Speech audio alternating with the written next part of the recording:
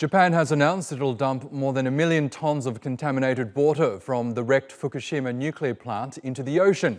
The decision has been met with fury from neighbouring countries and many in the local community. Floyd Cush reports.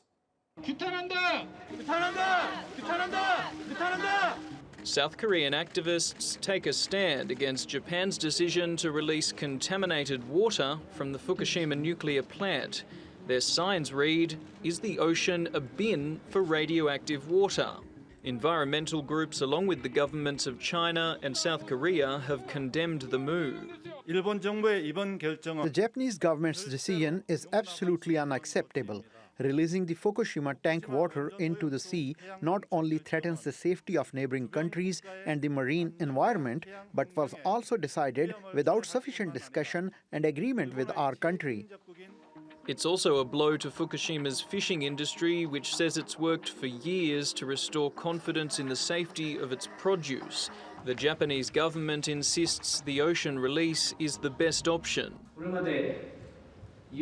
We had an advisory panel study this issue for more than 6 years. Their report found releasing the treated water into the ocean was more realistic than other options. Tokyo Electric Power Company, which operates the plant, has been struggling with the problem of what to do with the accumulated wastewater since the 2011 earthquake and tsunami. It's been using a makeshift system of pumps and piping to keep water flowing into the damaged reactor. Most, but not all, of the radioactive elements are filtered out of the water, and it's then stored in huge purpose-built tanks at the site. The tanks currently hold around 1.3 million tonnes and will be full by the end of next year.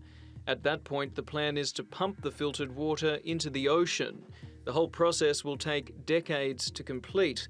Japanese analysts say the solution is in accordance with global safety standards.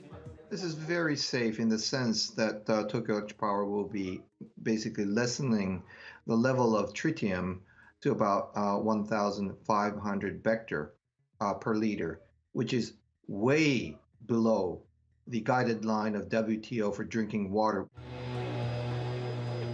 Every day, the build-up of contaminated water continues at Fukushima, costing more than $900 million a year.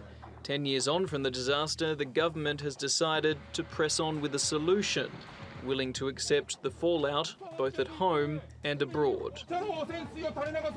Floyd Cush, TRT World.